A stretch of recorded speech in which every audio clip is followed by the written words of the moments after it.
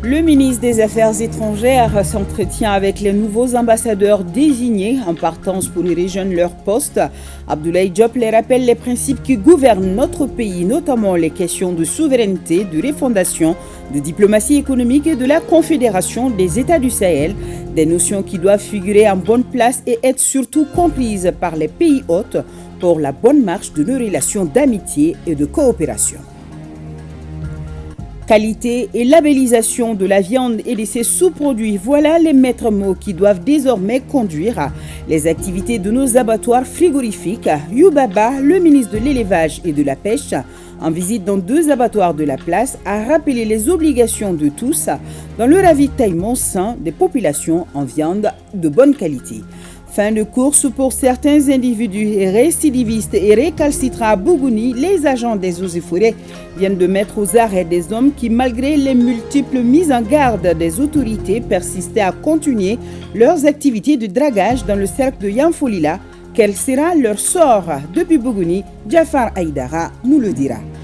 Rendez-vous à Tombouctou en 2025 pour la prochaine biennale artistique et culturelle. La cité des 333 saints accueille ce dimanche 4 août la mascotte. La ville est déjà en ébullition. Ce soir, dans notre journal, nous allons replonger dans les arcanes de cette ville mythique, chargée d'histoire et de savoir. Cheikh Oumar Sangari nous dit que la biennale 2025 sera à coup sûr un tournant important dans la célébration de notre culture. Samedi 20h, mesdames et messieurs, bonsoir. Le ministre des Affaires étrangères s'entretient avec les nouveaux ambassadeurs désignés. Abdoulaye Diop les encourage à mettre un accent particulier sur les questions de souveraineté, de refondation, de diplomatie économique et de la Confédération des États du Sahel. Des notions qui doivent figurer en bonne place et être surtout comprises par les pays hôtes dans la bonne marche de nos relations d'amitié et de coopération. Des conseils et directives donnés à l'issue de la formation organisée à leur intention. Alousseinou Touré pour le reportage. Avant de prendre place dans leur nouvelle juridiction, les nouveaux ambassadeurs désignés ont suivi une formation de mise à niveau. Plusieurs thématiques ont été exposées par des spécialistes et des rencontres avec certains ministres ont permis de fixer les priorités. La formation s'est déroulée de notre point de vue en 2 étapes. Les exposés concernant des thèmes et nous avons bénéficié de rencontres ministérielles auprès de certains de vos collègues du gouvernement. Par rapport aux exposés, il y avait un certain nombre de thématiques qui ont fait l'objet de présentations de la part d'éminents experts, d'anciens ambassadeurs et de collègues de service, au nombre desquels nous avons présenté dans un premier temps la Convention de Vienne sur les relations diplomatiques et consulaires. La deuxième thématique qui a fait l'objet d'exposés, c'est l'éthique et la déontologie des diplomates, qui nous a permis de comprendre les règles et principes qui guident cette fonction.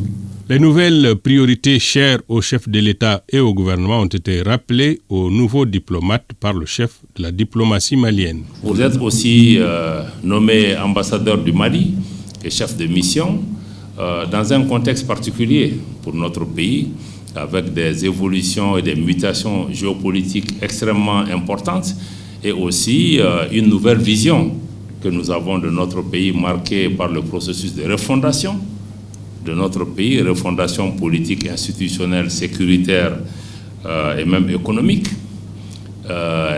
qui a fait qu'aujourd'hui, les questions touchant à l'honneur, à la dignité et au respect de la souveraineté de notre pays sont des données essentielles qui doivent inspirer votre action au quotidien, dans votre mission de représentation, qui doit aussi vous aider à mobiliser l'ensemble du personnel des missions diplomatiques et consulaires autour de cet objectif de promouvoir les intérêts du Mali, mais dans le respect de notre dignité, mais aussi dans le respect de la souveraineté. Et ceci aujourd'hui est même constitutionnalisé dans la nouvelle constitution. Les 3 principes qui guident désormais l'action extérieure du Mali, à savoir le respect de la souveraineté de notre pays, le respect de nos choix souverains et stratégiques est un point important, et aussi la prise en compte des intérêts des Maliens.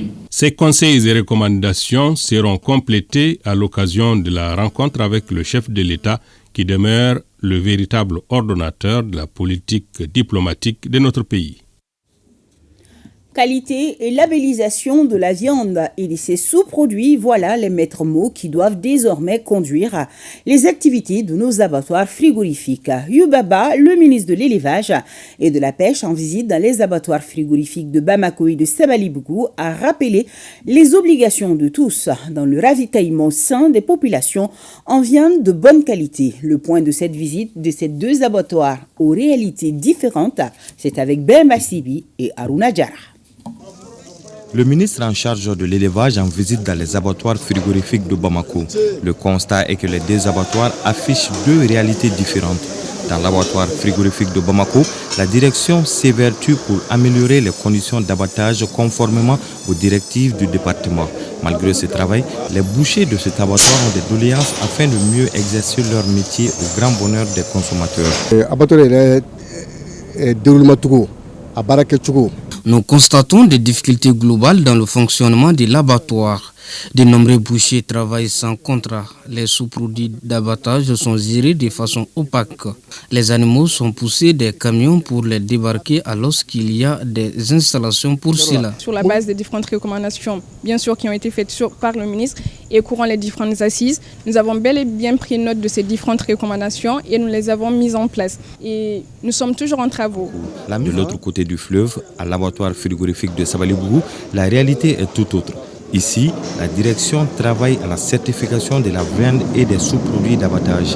Le processus est engagé. On a réceptionné vraiment des nouveaux équipements et des travaux sont en cours et dans ce cadre pour la certification et pour la labellisation vraiment de la viande.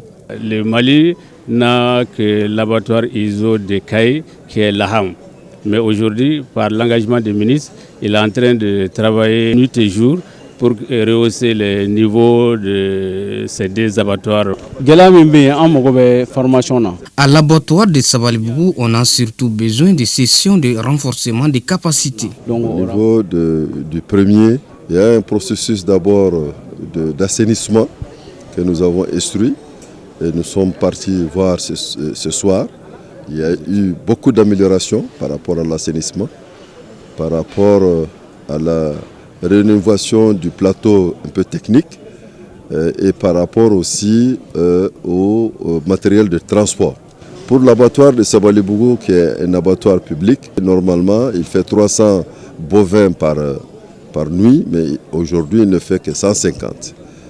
Tout cela en fait est dû pas par manque de bovins sur le abattu. Vraiment, il y a le double qui est abattu clandestinement. Il faut le dire que cet abattage clandestin de part et d'autre nuit au travail de ces abattoirs. Le processus d'amélioration des conditions d'abattage de l'abattoir frigorifique de Bamako et celui de la labellisation de la viande et des sous-produits d'abattage de Sabalibougou continue jusqu'en fin 2024.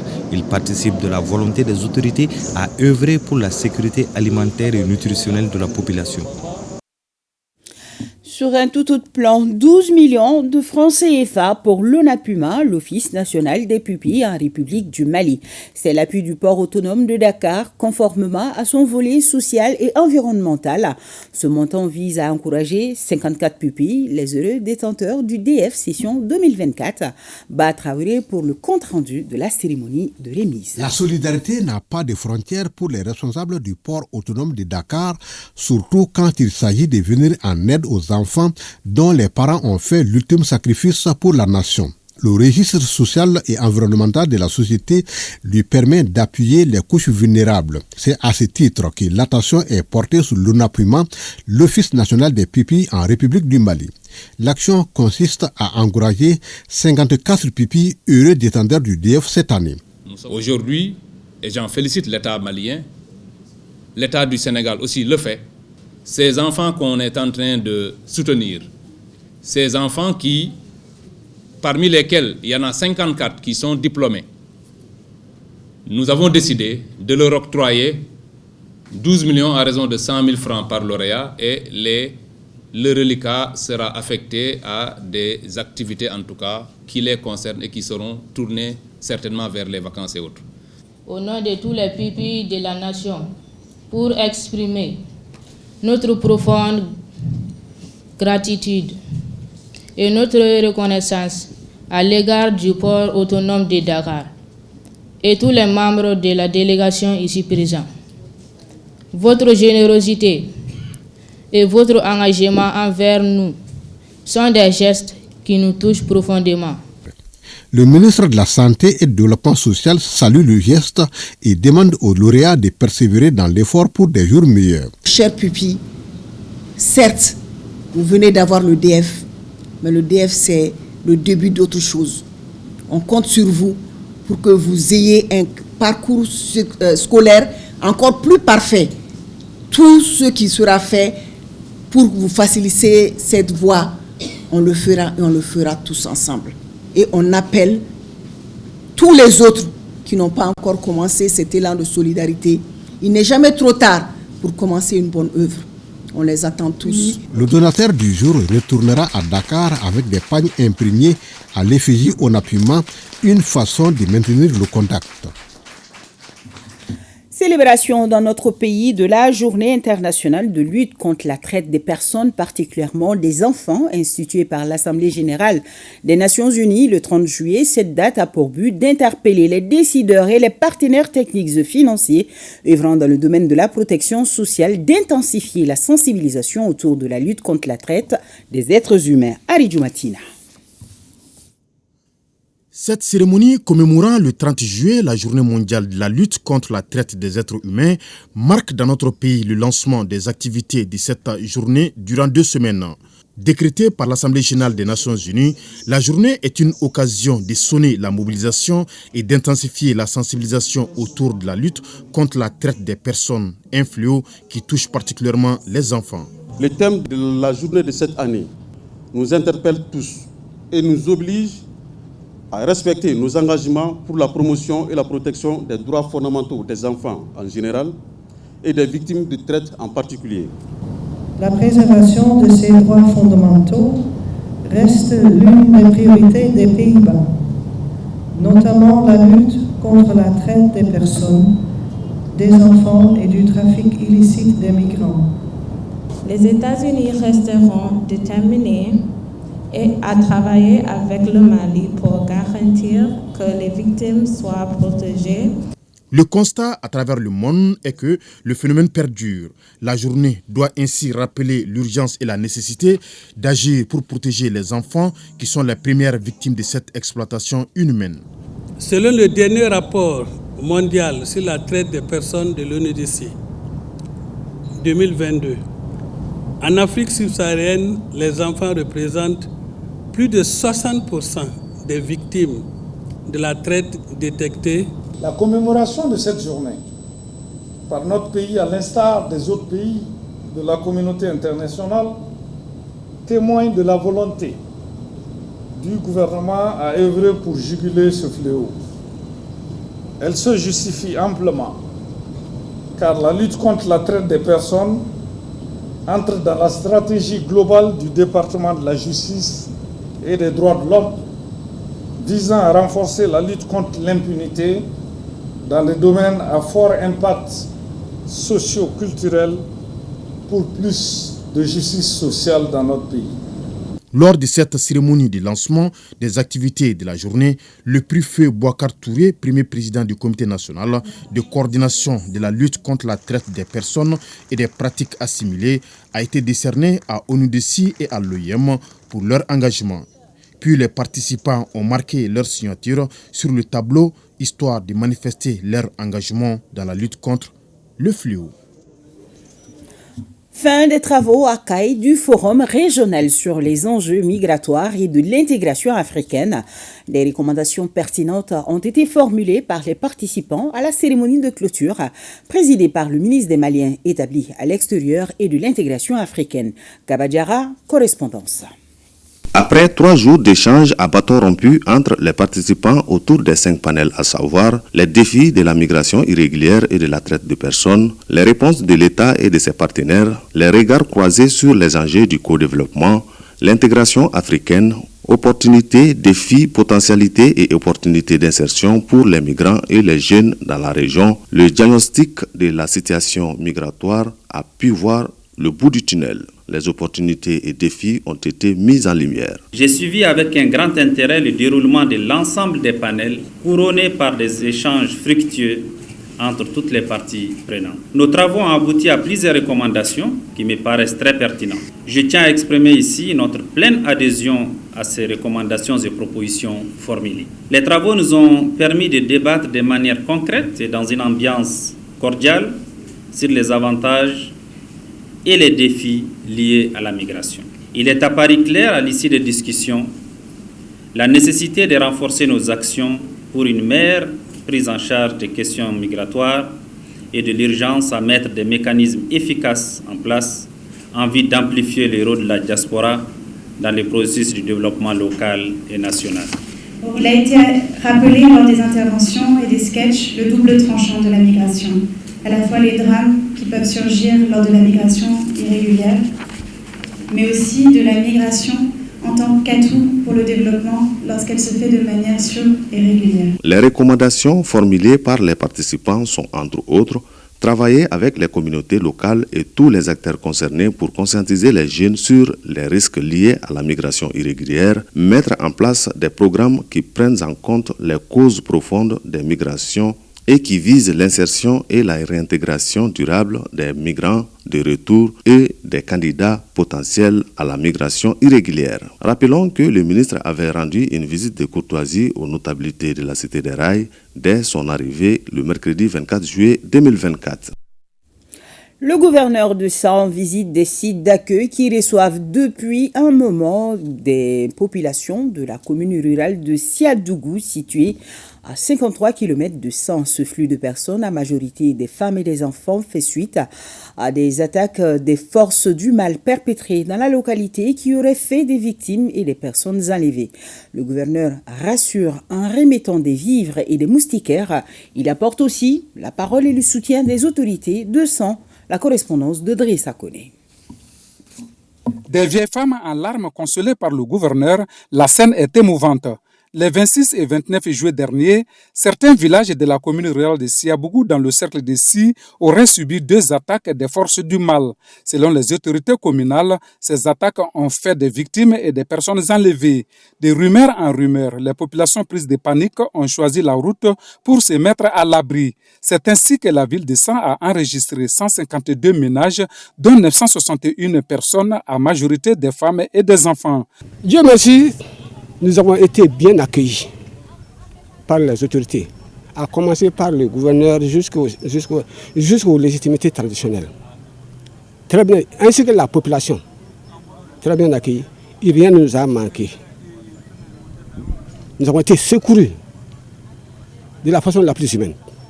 Tout en leur offrant des vivres et des moustiquaires, le gouverneur a retiré la ferme détermination des plus hautes autorités à tout mettre en œuvre pour leur retour rapide. Ce qui est sûr, tout le monde sait ce qui se passe actuellement dans le pays. Le pays n'est pas du tout stable.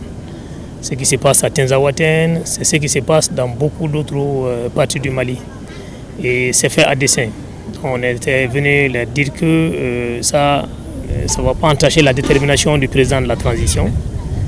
Ne pas entacher la détermination du peuple malien face à cette lutte. Le chef de l'autorité régionale a exhorté les populations à s'abstenir de donner des informations susceptibles de créer la psychose. Surtout des fausses informations. Il faut éviter des fausses informations. Parce que chaque fois, on m'appelle moi-même, le gouverneur, à un tel village est attaqué. Et quand je téléphone dans ce village-là, on me dit que non, il n'y a rien qui se passe ici. Tout le monde n'est pas fait pour l'information. Vraiment, je prie les gens pour qu'ils fassent beaucoup attention à ces informations qui peuvent souvent faire déplacer les gens. Le gouverneur Sangaré s'est dit honoré par la résilience des populations de San qui n'ont ménagé ni leur temps ni leurs moyens face à cette situation. Et ici à l'ERTM, nous continuons à recevoir des communiqués de soutien aux femmes dans leur lutte contre le terrorisme. Il s'agit ce soir du Parti Congrès pour la démocratie et le progrès, de l'Union nationale des associations des femmes musulmanes du Mali, du Parti socialiste PS Yelenkoura, de l'Union des enseignants de la langue arabe et la culture islamique au Mali, de l'Union des femmes des communautés culturelles pour la paix au Mali, du Conseil communal de la jeunesse de Gabakoro, de la Fédération nationale du cinéma et de l'audiovisuel du Mali, du Conseil régional de la jeunesse de Bougouni. Tous présentent leurs condoléances aux familles des victimes et souhaitent prompt rétablissement aux blessés. Ils appellent le peuple malien à l'union sacrée et à la solidarité autour des femmes. Retenez bien ce nom, car il s'inscrira un jour dans les annales de notre armée. Le sous-lieutenant Bintou Diakité de l'armée de l'air. Elle est le major de la 12e promotion des stagiaires du cours d'application de l'EMIA avec une moyenne de 17,14. Ils étaient au total 98 officiers des forces armées maliennes à prendre part à cette formation de cours d'application pendant 6 mois. La cérémonie de sortie de promotion était présidée par le chef d'état-major général des armées, le général de division Oumar Diarra. Le reportage de Ousmane Koïta. Ils sont 98 officiers stagiaires, dont 10 personnels féminins qui composent la 12e promotion du cours d'application des officiers de l'école militaire d'administration Lima au centre d'instruction Bakar Salassi de Koulikoro à recevoir leur brevet et attestation après 6 mois de formation intense à Koulikoro. Ces officiers sont issus de toutes les corporations militaires. Les éléments de cette 12e promotion ont appris plusieurs techniques et tactiques leur permettant de répondre aux défis du moment. Ils ont étudié et pratiqué la tactique, la topographie, l'armement, l'instruction sur le tir de mortier, l'instruction sur le tir et l'instruction sur le tir au combat, les transmissions, la pédagogie, mais aussi des conférences sur la connaissance des autres armées et services et sur des sujets divers et variés comme la gestion du stress au combat.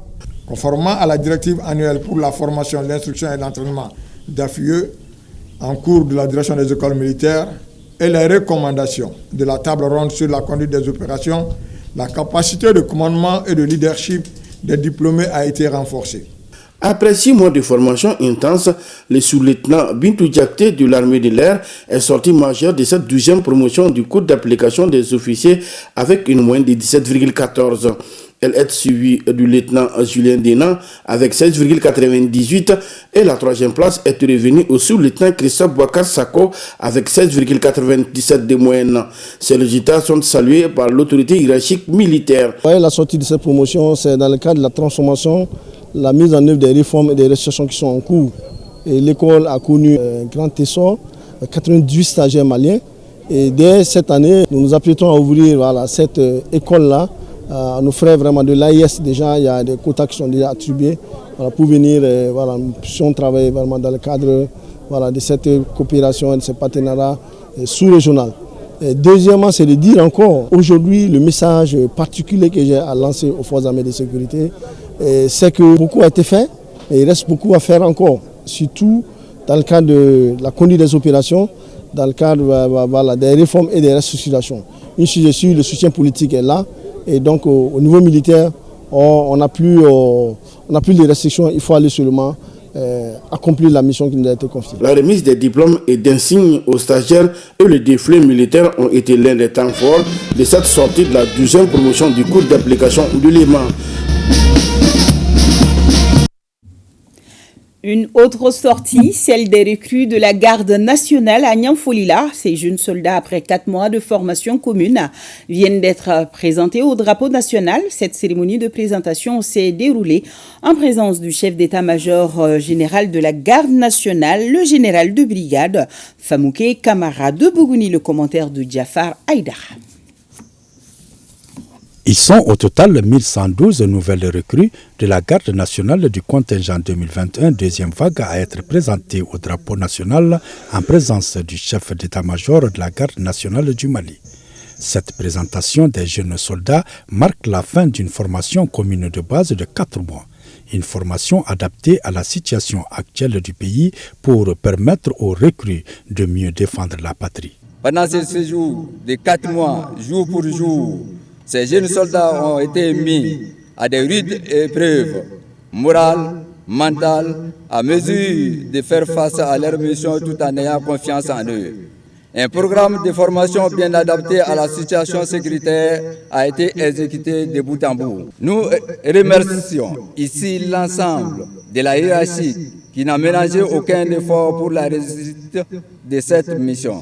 Cette formation commune de base de ce contingent est une preuve réelle de la volonté manifestée par les plus hautes autorités du pays de doter notre armée de personnel efficace. Jeunes soldats du contingent 2021, après 4 mois de formation commune de base, vous avez acquis les rudiments de la vie de soldat basés sur le goût de l'effort et l'esprit de groupe. Vous appartenez désormais à la grande famille des femmes, dont le respect qu'elle inspire aujourd'hui réside dans la cohésion, l'unité et la solidarité entre les forces. Nous demandons à la population de les accompagner, à être solidaires avec ces jeunes parce qu'ils sont là pour l'État et ils vont servir l'État. Et pour réussir, il faut qu'ils soient avec la population. Des remises d'attestations aux récipiendaires et aux encadreurs qui se sont fait distinguer, des démonstrations et défilés militaires ont mis fin à la cérémonie.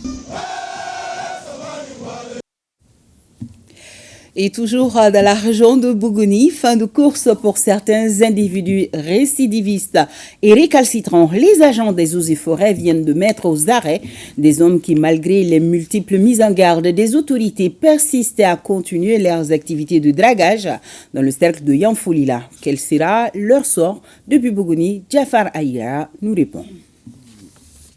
Le dragage est un phénomène dont les conséquences pèsent lourdement sur nos cours d'eau et l'écosystème. C'est pourquoi la direction régionale des eaux et forêts de Bougouni s'est lancée dans une lutte implacable contre ce fléau. Ainsi, ces agents viennent de réussir un véritable prouesse en démantelant un réseau de dragage sur les berges du fleuve Sankarani dans le cercle de Yanfolila. Ici, nous sommes à Leba, où plus d'1 millier de personnes de nationalités différentes faisaient cette pratique malsaine.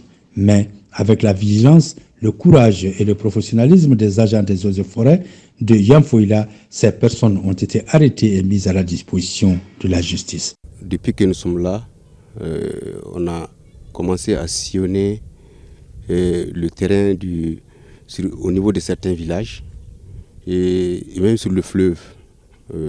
Les agents sont montés effectivement dans des pinasses. Donc pour faire le tour, en tout cas dans la zone où nous avions pris position, à Leba ici, donc, et on a pu récupérer un certain nombre de moteurs qu'on a dévissés. Nous avons d'abord tenu des réunions avec les chefs du village, avec les tombolomans, avec les maires, pour parler des conséquences du drag. Nous avons parlé aussi de l'arrêté interministériel qui suspend toute activité relative à l'orpaillage, y compris les dragues. Pour la circonstance, une mission du ministère de l'Environnement, de l'Assainissement et du Développement durable a été déployée pour faire le constat, un constat amer, voire très amer. Arrivé sur les lieux, nous avons constaté qu'il y a un désastre environnemental très grave, des dragues partout sur le fleuve en train de faire de l'exploitation, chose qui dégrade la qualité de l'eau et puis également qui provoque la disparition des espèces de faune et de flore aquatiques. Rappelons que malgré l'interdiction de cette activité par la loi malienne, cette pratique continue à faire des ravages. Le Conseil norvégien pour les réfugiés met à la disposition de 75 femmes du village de Kadji Bilale Koira un périmètre maraîcher financé à plus de 20 millions de francs CFA par le ministère allemand des Affaires étrangères. L'aménagement de cet espace s'inscrit dans le cadre de la mise en œuvre d'un projet qui vise à soutenir les déplacés internes et leur communauté d'accueil vulnérable. À lui, Idrissa Maïga. Kadji Bilali Koira est une localité située à quelques kilomètres de la ville de Gao, dans la commune rurale de Gunzurei. C'est dans ce village que le Conseil norvégien pour les réfugiés NRC a aménagé un périmètre maraîcher d'1 hectare équipé d'une pompe solaire photovoltaïque au bénéfice de 75 femmes dont 30 personnes déplacées internes. Elles ont aussi bénéficié de semences maraîchères et de kits aratoires pour mener des activités génératrices de revenus et devenir autonomes. J'ai vu comment les communautés elles-mêmes ils sont s'élever, de venir, de s'impliquer. C'est ça l'engagement qu'on voulait voir. Et surtout, vu que nous sommes accompagnés par des autorités elles-mêmes qui ont fait tout pour trouver cette terre, nous avons les services techniques qui accompagnent nos staffs techniquement. Avec ces femmes, ils viennent de planter maintenant. Ils veulent qu'en tout cas les récoltes seront bonnes. Ils vont... Aujourd'hui, même si ce n'est pas une fête, c'est un grand jour. Nous allons beaucoup travailler maintenant car c'est une occasion que nous attendons il y a longtemps. Nous disons merci au Conseil norvégien pour les réfugiés. Ce jardin maraîcher est financé à plus de 20 millions de francs CFA par le ministère allemand des Affaires étrangères. Et qui dit élevage dit divagation des animaux. Et je vois déjà que la clôture est là, donc je ne vois pas de problème. L'eau, la clôture et la terre. Voilà les trois membres d'un bon système maraîcher. Maintenant, le reste, c'est le travail. La patronne du NRC Mali, qui a été bien accueillie par les femmes bénéficiaires, a eu droit, après la coupure symbolique du ruban, à une visite guidée du périmètre maraîcher de Kagi Bilali Koira. Améliorer la propriété et l'hygiène des quartiers de la ville des Trois Caïmans, c'est bien possible et le ministre en charge de la jeunesse et des sports y croit fermement. Abdul Kassim Fomba vient de procéder au lancement de l'opération Mon quartier propre. Elle consiste à mettre en compétition les différents quartiers de la ville dans le but de promouvoir un environnement propre et sain. Autrement, mobiliser les jeunes et les communautés à travers une compétition pour élire le quartier le plus propre et encourager l'entretien régulier des caniveaux. Le point de la cérémonie de lancement qui a eu lieu ce samedi un peu partout dans la capitale, c'est avec Abdul Karim Kaba.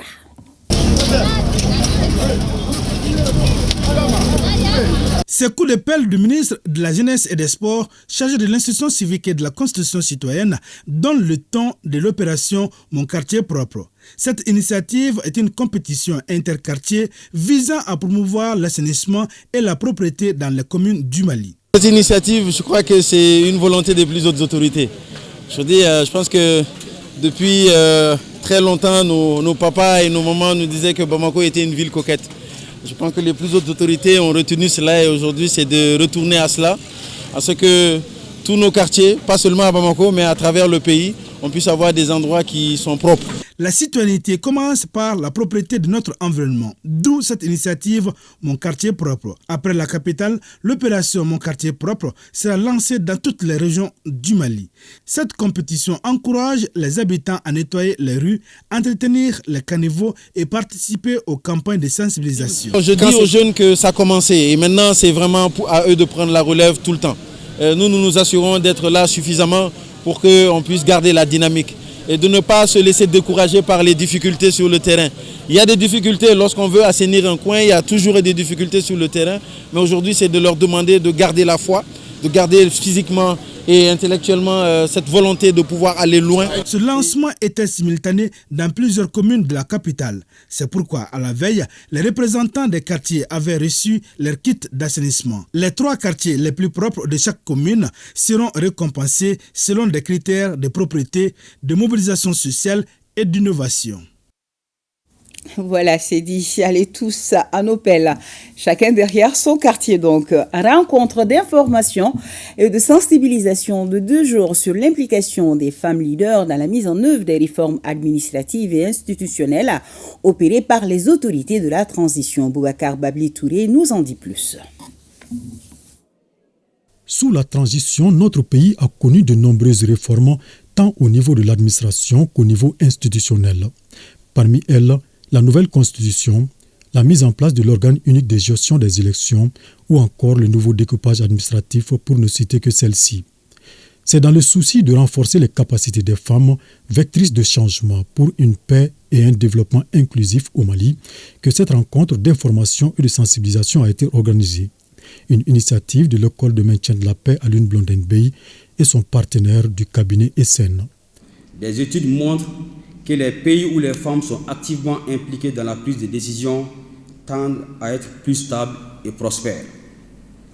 Leur perspective unique et leur approche souvent collaborative et inclusive de la résolution des problèmes apporte toujours une valeur ajoutée inestimable. Au Mali, les femmes ont joué des rôles déterminants dans les mouvements de résistance et des initiatives de paix.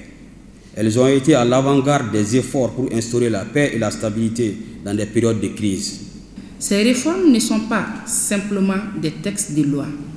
Elles représentent des opportunités concrètes pour chaque communauté, chaque élu, chaque femme de la société civile et chaque homme engagé dans la construction d'un Mali meilleur. Elles sont des leviers pour l'autonomisation des femmes dans la gouvernance locale, pour leur participation active dans la prise de décision et pour l'éradication des inégalités qui les limitent depuis trop longtemps. Cette rencontre d'information et de sensibilisation des femmes de Bamako va prochainement concerner également les femmes de 8 régions du pays. Elle s'inscrit dans le cadre du projet Rekafevek sur financement du Royaume de Norvège. Lancement de la 2e édition du Forum africain des personnes de petite taille à Bamako, prévu pour septembre 2024, du 15 au 21. L'événement verra la participation de 10 pays. Kassim Diallo, Gaussou Touré, reportage. La 2e édition du Forum africain des personnes de petite taille se tiendra à Bamako du 15 au 21 septembre 2024. Dans le cadre de l'organisation de cet événement, l'Association malienne des personnes de petite taille a animé un point de presse pour édifier l'opinion nationale et internationale sur le programme du forum en question. Au menu, l'insertion socio-professionnelle des personnes de petite taille, l'égalité et la lutte contre la discrimination envers les personnes de petite taille. Nous allons organiser ce 2e forum toujours pour partager les expériences entre les différents pays et des propositions concrètes par rapport à la situation des personnes de petite taille dans les différents pays de l'Afrique. Parce que chez nous, au Mali, la situation des personnes de petite taille a été bien comprise à travers notre fédération. L'initiative de la tenue de la 2e édition du forum est une initiative vraiment salutaire, surtout le fait que ça doit se tenir au Mali. Ça ne fait que rehausser l'image du Mali. Je pense que le cadre va permettre aux différents pays de partager les expériences. Le Forum africain des personnes de petite taille sera mis à profit pour organiser la Miss des personnes de petite taille dont la Guinée-Conakry détient la couronne. Pour rappel, la première édition du Forum africain des personnes de petite taille s'est tenue à Bamako en 2010. Rendez-vous donc le 15 septembre, 12e session du comité de pilotage du projet d'appui à la compétitivité de l'économie malienne. Boubacar Bablé-Touré pour les explications. Pour le compte de l'exercice 2024, le projet d'appui à la compétitivité de l'économie malienne passe seulement à 6 mois d'exécution. Un moment choisi par les membres du comité de pilotage du dit projet de se réunir à la faveur de la 12e session. Session qui se tient au terme de chaque 6 mois d'activité. Pour la présente, il s'agira pour les membres d'analyser et d'évaluer les résultats de la période du 1er janvier au 30 juin 2024, les difficultés rencontrées et les orientations pour les 6 prochains mois. Malgré les difficultés qu'a connues le projet, quelques résultats ont été enregistrés. Il y a beaucoup d'initiatives qui sont initiées dans le domaine de l'élevage, surtout au niveau de l'abattoir de Sabalé-Bougou, au niveau d'autres secteurs, d'autres activités de l'élevage, le renforcement des capacités, etc., etc. Donc nous voulons que la viande malienne soit une viande qu'on puisse exporter. Pour cela, il faut que la viande réponde à des normes. Le projet a eu quelques difficultés de début, qu'aujourd'hui nous sommes en train de corriger. Autre difficulté non des moindres qui a considérablement joué sur les résultats, le faible taux de décaissement qui était de 21,34% en 2022 contre 19% en fin 2023. Et les membres du comité entendent travailler pour atteindre les 39,2% de taux au 31 décembre 2024 pour plus de résultats. L'année 2022-2023 a été une année très très difficile pour nous, avec un taux de décaissement très faible. Aujourd'hui, on est en train d'évoluer vers vraiment l'atteinte de nos objectifs. A noter que le projet PASSEM est un financement de la Banque africaine de développement BAD à travers le Fonds africain de développement FAD à près de 8 milliards de francs CFA et une contribution de l'État malien à plus de 760 millions de francs CFA. Atelier de clôture de la première phase du programme Jeunesse et Stabilisation dans les régions du centre du Mali. Ibrahim Taou Konaté, Abdraman Doka Traoré, compte rendu. Financé par l'Union européenne à travers le Fonds fiduciaire d'urgence de l'UE pour l'Afrique, la première phase du programme Jeunesse et Stabilisation qui couvre les régions de Ségou, San, Mopti, Badiangara a permis de renforcer la cohésion sociale et de soutenir l'insertion socio-professionnelle des jeunes. Ça a été plus de 5 ans de travail dans des conditions que vous connaissez très bien de l'évolution du pays pendant ces temps-là. Dans des régions, cette première étape s'est développée dans le centre du pays, en toutes les régions concernées. Et le bilan finalement a été, un parcours dans lequel on a pu travailler avec beaucoup de populations du centre. Ce programme avait pour ambition de pouvoir tenir compte d'une amélioration de la sécurité pour permettre aux populations de se développer, puisque aussi bien nous savons tous que le lien entre les deux est essentiel. Et nous gardons bien sûr en tête cet objectif majeur. Et donc, tout cela bien sûr n'a pu être possible sans le travail acharné de nos collègues de la GIZ, très bien représentés ici, donc nous ne pouvons que remercier pour avoir bien maintenu le cap et arriver aux résultats que nous connaissons. Véritable mécanisme d'intégration à la base, le programme de jeunesse et stabilisation vise les populations vulnérables dans les zones d'intervention, celles disposant d'un circuit productif local et les jeunes ayant un niveau d'éducation communautaire. Nous, on ne fait que remercier ce projet à travers l'Union européenne. Vraiment, ce sont des partenaires fiables. Et puis des partenaires fiables, c'est des partenaires très intéressants qui nous ont beaucoup aidé, surtout par rapport à même notre visibilité dans ces régions centres-là. La cérémonie a été marquée par la visite de stands, suivie de la prestation des artistes bénéficiaires de la région de Ségou à travers un sketch par la troupe Nyogolon Balafoniste et la prestation d'artistes rappeurs. Les forces vives de la région de Koulikoro remettent au chef de l'exécutif régional une motion de soutien aux forces armées maliennes et des pays de l'AES suite aux récents événements survenus à Tezawaten. Retrouvons Djemba Moussa Konati. Les forces vives de la région de Koulikoro ne sont pas restées à marge des récents événements survenus au nord du pays, précisément à Tezawaten. Elles viennent d'exprimer leur compassion aux autorités de la transition tout en remettant une motion de soutien au chef de l'exécutif régional. Nous, forces vives de la région de Koulikoro, venons par la présente déclaration apporter notre soutien ferme et indéfectible à l'armée malienne et aux armées sœurs du Burkina Faso et du Niger. Nous soutenons la dynamique de reconquête de l'intégrité du territoire national enclenchée par notre vaillante armée en vue du rétablissement définitif de la paix et du plein exercice de notre souveraineté. Nous présentons nos condoléances les plus émues aux familles endeuillées et à toute la nation malienne et souhaitons prompt rétablissement aux blessés. Pour le gouverneur de région, le colonel Lamine Kapori Sanogo, la force d'une armée, c'est sa population. J'ai tenu à remercier les forces vives de Koulikoro. C'est une première. Après les événements malheureux, que les populations viennent voir les représentants de l'État pour témoigner en tout cas de leur soutien, de leur solidarité et être compatissantes à l'endroit des FAMA et des autres forces de l'AES. Vraiment, c'est à saluer. Ça montre combien les populations sont engagées à soutenir nos actions. La défense n'est pas l'affaire des seuls militaires.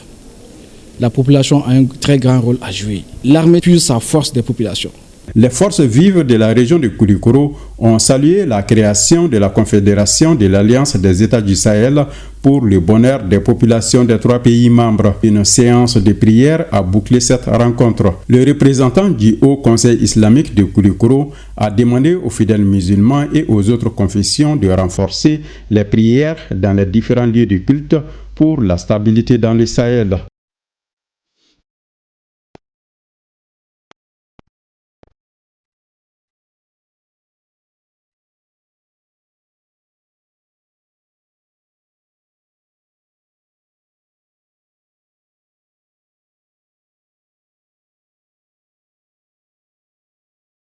Lancement officiel au Burkina Faso à Ouagadougou des activités de la Banque des dépôts du Trésor. Et c'est le président du Faso, le capitaine Ibrahim Traoré, qui a inauguré le siège de cette nouvelle banque, nous informent nos confrères de la RTB. Sur l'avenue de l'indépendance à Koloba, trône cet outil de souveraineté financière pour le Burkina Faso qu'est la Banque des dépôts du Trésor. Le président du Faso en personne lance les activités de la dite banque. Ainsi, le rêve se transforme en réalité pour le bonheur de tous les Burkinabés. Il s'agit ici d'offrir à l'État des moyens sûrs et disponibles pour mener la guerre de libération. Nous nous engageons à ce que le front financier, ce front-là, ne cédera jamais. Face à cette guerre, nous n'avons pas d'autres options. Nous devons la gagner et nous allons la gagner sur tous les fronts. Nous avons la pleine mesure de notre rôle. Nous connaissons les enjeux et quand ça va au Trésor, c'est que ça va partout. La Banque des dépôts du Trésor participe également à la stabilisation et le développement du Burkina. À travers la Banque des dépôts du Trésor, le gouvernement tient à offrir des services bancaires de qualité partout au Burkina, chef-lieu des régions, des provinces et dans les communes en tout temps. C'est une banque qui va véritablement servir à la relance de l'économie du Burkina, à la meilleure gestion de la trésorerie et bien sûr à l'amélioration de la gouvernance économique de façon générale. Et à travers cette banque, les fonds publics doivent être centralisés pour permettre à l'État d'exécuter ses dépenses de façon convenable. La Banque des dépôts du Trésor constitue l'une des réformes majeures pour faire face aux défis du moment et futur. Elle doit être la fierté et l'honneur du peuple burkinabé avec comme slogan la Banque des dépôts du Trésor, la Banque du Burkina Lim. Ce slogan exprime notre fierté nationale et notre patriotisme, qu'il éveille en chacun de nous les sentiments de l'audace, de l'imagination, de l'engagement, de la bravoure, de l'héroïsme et de la détermination pour ce pays que nous devons servir avec intégrité, probité et loyauté. Avec le lancement des activités de la Banque des dépôts du Trésor, il n'est plus question pour les structures publiques de disposer de comptes ailleurs, a averti le ministre de l'économie, des finances et de la prospective. Séance tenante, le ministre de la Défense reçoit des cartes Yenega pour les soldats en vue de faciliter leur opération bancaire là où ils se trouvent. Avec la Banque des dépôts du Trésor, le Burkina Faso est résolument en route vers la souveraineté financière. Toujours au Burkina, le gouvernement a été remanié ce 1er août 2024. Un léger changement est intervenu parmi les ministres. Voyons tout cela avec Karim Bukienga. Le président du Faso l'a annoncé lors de cette rencontre avec les forces vives de la nation. Décret numéro 2024-0908. Il est effectif depuis ce 1er août 2024. Le tout premier gouvernement depuis la consécration d'un mandat présidentiel de 5 ans au capitaine Ibrahim Traoré est connu. Il n'y a ni départ ni arrivée. Tous les 24 membres de la deuxième équipe de Maître Apollinaire Joachim Son Kilem de Tambela restent en place avec des réaménagements. La sécurité jadis rattachée à l'administration territoriale devient un ministère plein, avec à sa tête le commissaire divisionnaire de police Mahamoudou Sana, précédemment ministre délégué en charge de la question. Le ministre Émile Zerbo en charge de l'administration territoriale a désormais en plus le portefeuille de la mobilité. Anou Yirtole Roland Somda, à la tête du ministère des Transports et de la Mobilité, jusqu'à la publication du décret, se voit désormais confier le département en charge des sports, de la jeunesse et de l'emploi. Il remplace Boubacar Savadou, chef d'un nouveau département à partir de ce 1er août. Le ministère de l'enseignement secondaire, de la formation professionnelle et technique. Et nous avons ce communiqué. Le ministère des Affaires étrangères, de la coopération régionale et des Burkinabés de l'extérieur a pris connaissance avec indignation de la publication d'une vidéo de propagande de l'armée ukrainienne diffusée sur la page Facebook de l'ambassade d'Ukraine à Dakar, apportant un soutien sans équivoque au groupe terroriste auteur de l'attaque lâche et barbare perpétrée entre les 25 et 27 juillet 2024 à Tizawa dans le nord Mali contre les forces armées maliennes FAMA. Le Burkina Faso condamne fermement cet acte d'apologie du terrorisme et s'étonne qu'il soit relayé par l'ambassade d'Ukraine à Dakar. Il en appelle à la responsabilité de la communauté internationale face au choix opéré par l'Ukraine de soutenir le terrorisme dans un contexte mondial où l'unanimité est faite sur l'impératif de combattre ce fléau. Le Burkina Faso interpelle en particulier les pays africains épris de paix à dénoncer ces actions subversives qui menacent la stabilité du continent. Le Burkina Faso réaffirme son soutien indéfectible aux forces armées maliennes dans le combat pour la liberté contre le terrorisme international et ses tentacules dans la Confédération Alliance des États du Sahel, Confédération AES, ainsi que sur l'ensemble du continent africain. Rappelons le principe sacro-saint de non-ingérence dans les affaires intérieures d'un État souverain. Le ministère des Affaires étrangères, de la coopération régionale et des Burkinabés de l'extérieur met le gouvernement ukrainien face à ses responsabilités et l'invite surtout à se ressaisir. Les groupes terroristes qui massacrent, violent et pillent au nord Mali et sur l'ensemble de la bande sahélo-saharienne menacent la paix et la sécurité internationale. L'Ukraine ne doit pas se tromper de combat et devrait s'abstenir de tout soutien de quelque nature que ce soit à ces terroristes. Et ce, d'autant plus que les forces combattantes confédérales de l'AES ne se sont mues que par le seul souci de vaincre le terrorisme qui gangrène notre espace commun et menace le continent africain.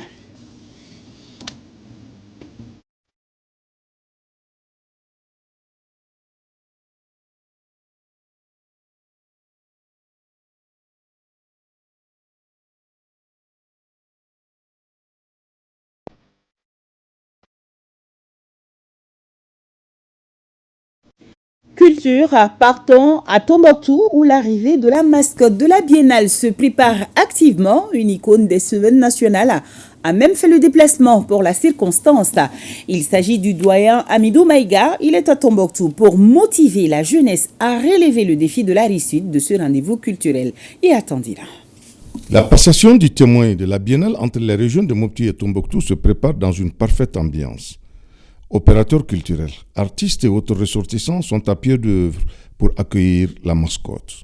Parmi les anciens artistes mobilisés, Amidou Maïga, du haut de ses 93 ans, est arrivé à Tombouctou pour encourager les jeunes. On m'a honoré de me faire venir rappeler l'ancien semaine de la jeunesse et encourager les jeunes qui sont là aujourd'hui. Je suis venu pour ça. Alors, je n'ai pas regretté, on m'a accueilli comme un président, je suis très content. Pur fruit des semaines nationales, l'hôte du jour a dans le sang et dans la peau la culture. Auteur-compositeur de plusieurs chansons de la région.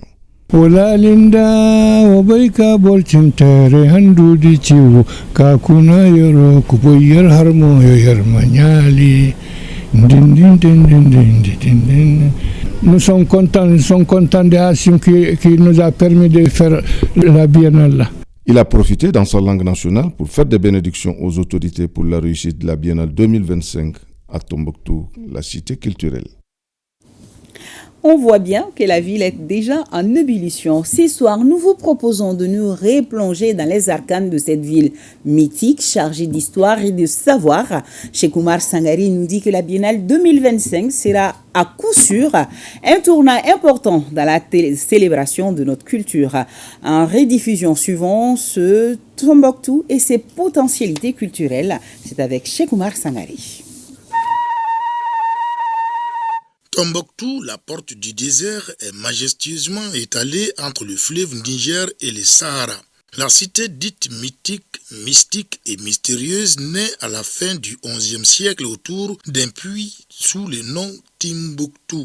Tim désignant le puits en langue tamashek et Buktu, nom de la vieille gardienne du puits actuellement située dans le musée municipal. La ville est surplombée par son plus grand patrimoine matériel, la mosquée Djingareber. Depuis près de 700 ans, la bâtisse est entretenue par les populations à travers une opération communautaire appelée Djingaregoy ou travaux de la mosquée. Les travaux annuels se passent sous l'égide de la Corporation des maçons traditionnels dépositeurs des pratiques et savoirs liés à l'architecture des terres. L'œuvre est de l'empereur Kankou Moussa. Le retour du pèlerinage à la Mecque, il a ramené avec lui un architecte andalou. L'Andalousie, c'est l'actuelle Espagne. Il l'a ramené avec lui pour construire ses palais. Il a construit ses palais et un certain nombre de mosquées, dont celle-ci. Alors, la mosquée a été ensuite réhabilitée au XIVe, au XVe siècle par le Cadi El-Aqib, donc de Sankouré, qui a ajouté des dimensions supplémentaires. La belle architecture de Tombouctou se caractérise par des portes et fenêtres localement appelées Al-Galoum Gambo. Elles sont d'origine espagnole. Ces portes ont été introduites, c'est-à-dire dans la boucle du Niger, plus précisément à Tombouctou et à Djenné, lors de la conquête marocaine de 1591. Parce qu'au sein de l'armée marocaine, il y avait des ouvriers, il y avait ces charpentiers, il y avait ces menuisiers qui confectionnaient ces portes qu'on retrouve au Maroc, qu'on retrouve au sud de l'Espagne, c'est-à-dire en Andalousie. Avec cette beauté architecturale, l'ancienne ville de Tombouctou est classée au patrimoine mondial de l'UNESCO depuis 1988. Ça concerne 3 mosquées et 16 mausolées qui datent de l'époque médiévale. Donc tous ces biens, ces édifices en terre crue sont implantés dans le tissu ancien de la ville de Tombouctou qui couvre à peu près 49 hectares. Tombouctou est aussi appelée cité du savoir car elle fut, à travers l'université de Sankoré, un creuset de l'éducation islamique avec près de 25 000 étudiants venus de partout. Voilà pourquoi la cité est parfois qualifiée de cerveau de l'Afrique noire. Ces grands savants nous lèguent des centaines de milliers de manuscrits anciens, dont des milliers d'actes juridiques témoignage de la présence du Cadi dans la ville.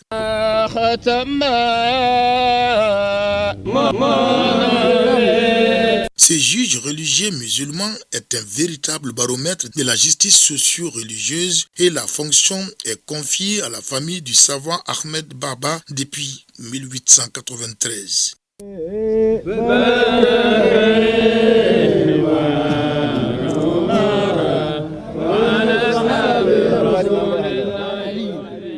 Le pain traditionnel appelé takula est l'un des 12 mets qu'une femme de Tombouctou vous prépare rien qu'avec du bleu. Il est l'expression de la variété et de la richesse de la tradition culinaire de la cité du savoir.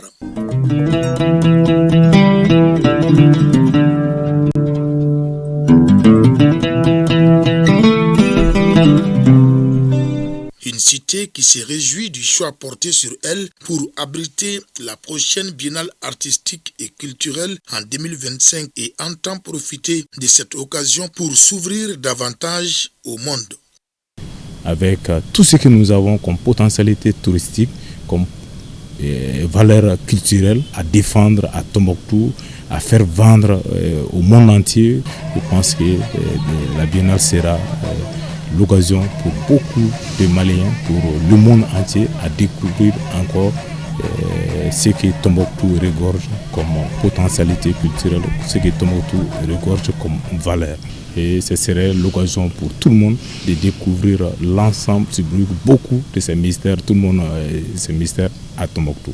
Selon un adage soudanais, je cite, « Le sel vient du nord, l'or vient du sud, l'argent vient du pays des Blancs, mais la parole de Dieu Les choses savantes, les contes jolis, on ne les trouve qu'à Tombouctou. Fin de citation.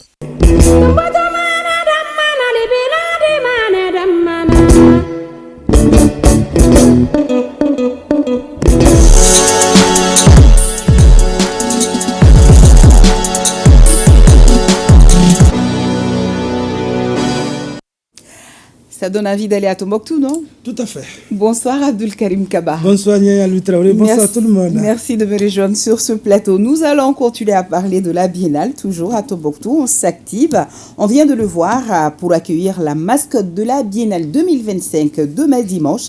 Et c'est là à travers une parade des chevaux, Abdul Karim Kaba. Et oui, déjà, les ressortissants de Bambara Maoudé ont montré leur adhésion à l'événement en organisant une parade des chevaux à la place de l'indépendance, des démonstrations des cavaliers comme dans les bons vieux temps. Eh bien, on se dit plus d'un dans la ville de Tombouctou. Pour plus de détails, suivons ce reportage signé Idrissa Goulou Sisseko.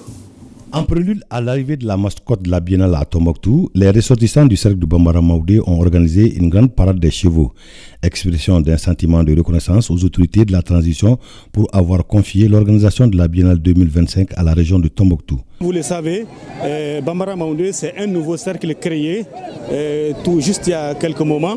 Donc nous avons profité de ce moment, n'est-ce pas, de la mascotte de la Biennale 2025 à Tombouctou pour vraiment remercier les autorités, n'est-ce pas, de la création de notre nouveau cercle.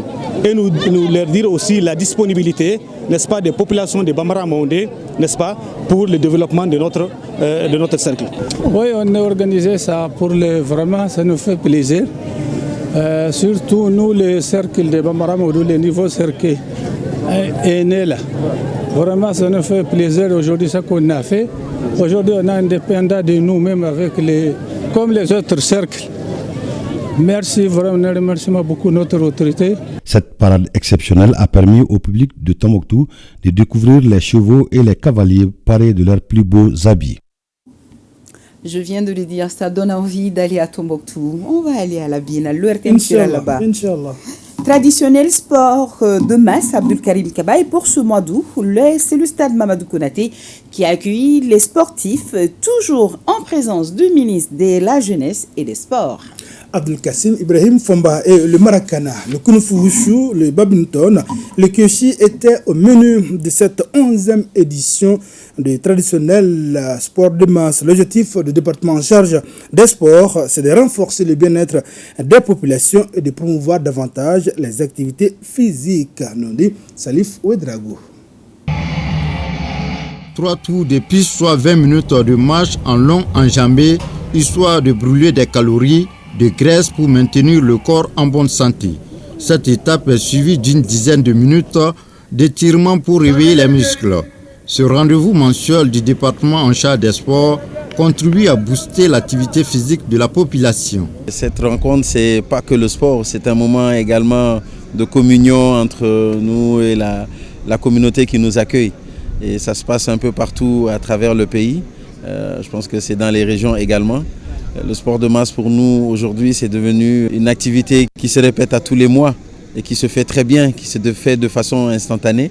Et nous sommes très heureux d'être encore là ce matin ici et aujourd'hui avec le gouverneur également. Pour ce mois d'août, 4 disciplines sont mises en lumière. Il s'agit du badminton, le maracana, le Kung Fu Wushu et le Kyoshi. Le ministre Fomba et ses invités ont eu droit à des séries de démonstrations et se sont familiarisés avec la notion des jeux. Les bienfaits du sport ne sont pas occultés par nos autorités. Nous sommes là pour transmettre un message d'appel en demandant aux uns et aux autres de sortir chaque mois pour participer à cet événement. Combattre l'obésité et réduire l'inactivité physique de la jeunesse malienne sont entre autres défis que le ministre Fomba compte relever avec ses collaborateurs. Nous sommes tous invités le mois prochain Nia Loutraoré pour la 12e édition. Tout à fait, oui. On va continuer en basket. La deuxième journée des play-offs du championnat national de première division s'est jouée hier vendredi. Lors des playoffs joués hier vendredi au Palais des Sports Salamatou Maïga, un homme, le Stade malien de Bamako, signe sa deuxième victoire d'affilée en battant l'AS Police 56-53. Chez les dames, le Djoliba AC s'incline devant le Stade malien de Bamako 67-85. Le résumé est signé à Sassoumaré.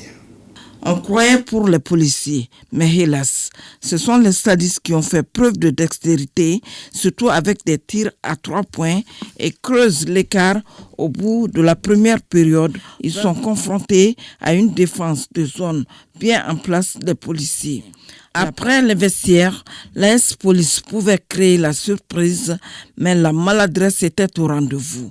Les Blancs de Bamako, plus décidés, mènent le troisième quart-temps de 2 points, 47-45.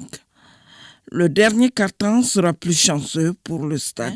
Le Stade gagne 56-53. Stade malien Djoliba Athletic Club en rouge a tourné en faveur des Blanches de Bamako, 85-67. Ce sont les stadistes qui ouvrent les hostilités en menant le Djoliba 25-23 au quart-temps initial et à la mi-temps 44-43, 69-46 à l'avant-dernier acte. Les stadistes, conduites par une Djeneba Adja Sangari, meilleure marqueuse de la soirée avec 22 points, le Stade malien termine la rencontre avec 18 points de différence, 85-67. Avec une victoire pour chaque équipe, Sadis et Djolibis se donnent rendez-vous ce dimanche pour le troisième match.